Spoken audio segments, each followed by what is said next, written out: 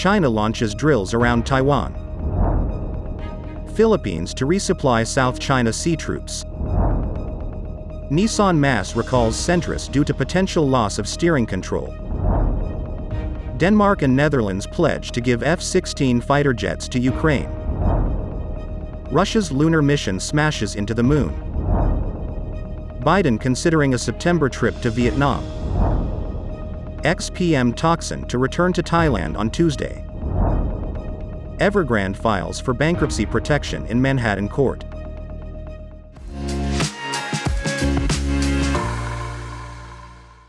Hello, I'm Johnny. Thank you for joining us on Funday News. It's Monday, August 21st, and here are your top stories. Taiwan's defense ministry said that the Chinese military launched drills around Taiwan last Saturday. Spokesperson Shi for China's Eastern Theater Command said in a brief statement that the military exercises is a stern warning over collusion between separatists and foreign forces, which involved the coordination of vessels and planes in terms of their ability to seize control of air and sea spaces. He also said that the drills were also testing the forces' actual combat capabilities. Yi added that the drills in the waters and airspace to the north and southwest of Taiwan were a warning over provocations from pro-Taiwan independence forces and foreign forces. China's state media CCTV reported that missile-equipped boats and fighter jets were involved in the operation and that units worked together to simulate the surrounding of Taiwan. China's Eastern Theater Command released footage of the drills online that showed soldiers running, as well as military boats and planes.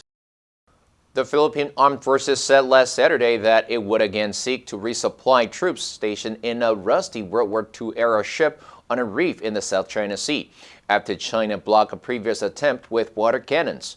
The Philippines Armed Forces spokesperson, Medo Aguilar, said in a statement that this exercise of our sovereign rights and jurisdiction is a testament to our firm belief in the rules-based international order that underpins regional peace and stability.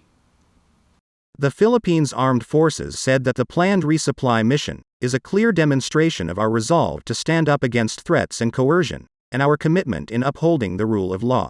In 2016, an international arbitration award invalidated China's sweeping claim to almost the entire South China Sea.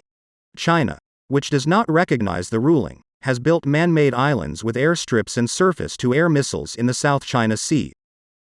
Nissan is recalling more than 236,000 Sentras sedans. Nissan said in documents filed with the U.S. National Highway Traffic Safety Administration that it is recalling 236,238 of its 2020 to 2022 model Sentras because either one or both of the front tie rods, which are crucial to steering, may deform under certain operating conditions such as hitting a curb.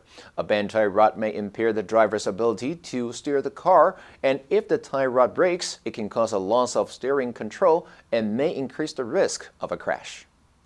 Hey guys, today I'm going to show you how to change your inner tire then on a Nissan Versa.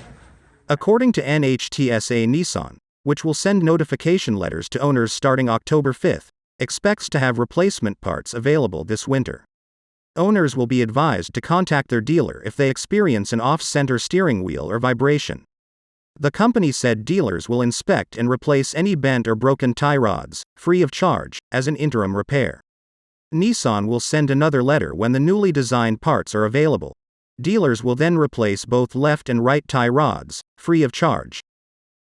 The Netherlands and Denmark announced Sunday they will give F-16 warplanes to Ukraine. Danish Prime Minister Mette Frederiksen pledged 19 F-16s to Ukraine and says she hoped the first 6 could be handed over around New Year.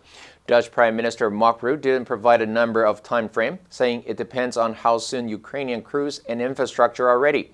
Zelensky said on his Telegram channel that Ukraine will get 42 jets.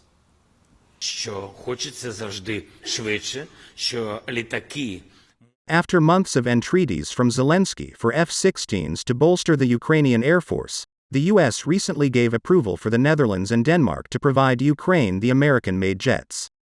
The Dutch and Danish governments are also spearheading a coalition that is working to train Ukrainian pilots to fly the advanced fighter jets. The Danish armed forces said the Ukrainians must pass a security review and tests of their health and language skills before the training can begin.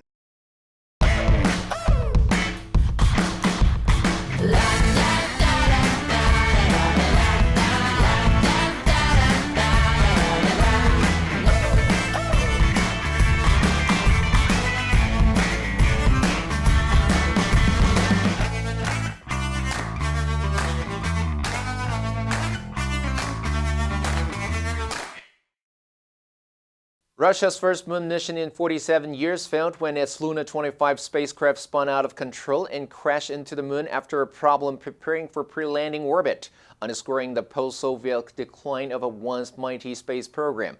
Russia's state space corporation Roscosmos said it had lost contact with the craft at 11:57 GMT on Saturday after a problem as the craft was shunted into pre-landing orbit. India's Chandrayaan-3 spacecraft is scheduled to land on the moon's south pole this week. Blastoff went well enough last Friday as Russia celebrated its first attempted landing since 1976. Roscosmos said, the apparatus moved into an unpredictable orbit and ceased to exist as a result of a collision with the surface of the moon. It said a special interdepartmental commission had been formed to investigate the reasons behind the loss of the Luna 25 craft. The Indian Space Research Organization posted on X Sunday that Chandrayaan-3 was set to land on August 23. Russian state television put news of the loss of Luna 25 at number 8 in its lineup at noon and gave it just 26 seconds of coverage. Last Friday, a source familiar with the plans told Reuters that Biden was weighing a September trip to Vietnam. Politico reported last Friday, citing 3 people with knowledge of the deal's planning, that Biden will sign a strategic partnership agreement with Vietnam during a state visit to the Southeast Asian country in mid-September. Politico said the agreement will boost Vietnam's efforts to develop its high-technology sector in areas including semiconductor production and artificial intelligence. Today and every day, remember those we lost. We honor those who returned and continue to make... Biden said this month he would be traveling to Vietnam shortly. Vietnam's ministry spokesperson Pham Tu Hang last Thursday told a regular press conference, high-level leaders of the two countries have agreed and are discussing measures to further deepen bilateral relations in a stable, substantive and long-term manner, and aiming to upgrade the relation to a new level when possible. Experts say what the closer relationship might entail could include increased military cooperation and U.S. weapons supplies. Thailand's former Prime Minister Thaksin is set to return to the kingdom on Tuesday, the same day as the key parliamentary vote that could end a political deadlock. His daughter said on Tuesday, August 22nd, 9 a.m., I will pick up my father, Thaksin, at Don Mueang Airport. His return will coincide with an afternoon vote on whether to approve Seta Thavisin from Thaksin's Pheu Thai party as Prime Minister and end 3 months of political deadlock since a May general election. Thai Prime Minister Thaksin Shinawatra is expected to make a return to the kingdom in... Thaksin was convicted during his time abroad in 4 criminal cases, one of which has now passed the statute of limitations. His sentences for the other 3 total 10 years, while he is still under investigation in another case, and in his May message he said he was ready to face justice. He has long maintained the cases were politically motivated. On arrival, he is likely to be taken to the Supreme Court and then to a special detention center before being sent to prison. China's heavily indebted property giant Evergrande Group last Thursday filed for Chapter 15 bankruptcy protection in a U.S. court. In a filing with the Manhattan Bankruptcy Court, the company referenced restructuring proceedings in Hong Kong, the Cayman Islands, and the British Virgin Islands. Evergrande on Friday said that it will ask the U.S. court for a recognition of the schemes of arrangement under the offshore debt restructuring for Hong Kong and the British Virgin Islands. The world's most indebted property developer, China Evergrande, has sought bankruptcy protection in the U.S. The company added in a separate statement, the application is a normal procedure for the offshore debt restructuring and does not involve bankruptcy petition. Chapter 15 bankruptcy protection allows a U.S. bankruptcy court to intervene in cross-border insolvency cases involving foreign companies that are undergoing restructuring from creditors. Tianji Holdings, an affiliate of Evergrande, and its subsidiary, Scenery Journey, also filed for Chapter 15 protection in Manhattan Bankruptcy Court. Now let's delve into the news of Evergrande filing for bankruptcy protection. Number 1. Indebted.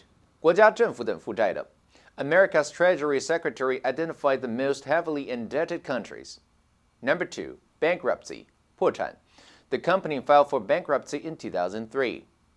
Number 3. Reference. 查阅参考给书籍等附上参考资料. Each chapter is referenced, citing literature up to 2004. Next, we have a multiple choice question for everyone to practice. Which answer would you choose? You can write your answer in the comment section. The correct answer will be announced tomorrow.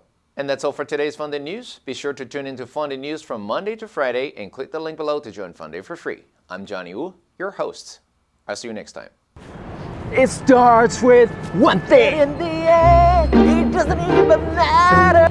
Better world, better world. Welcome to California. Miracles, but miracle has happened tonight. Pray I'll be missing you. Heal the world, make it a better place for you and for me and the entire human race. There are people dying, but I can't wait for the leaving, make a better place.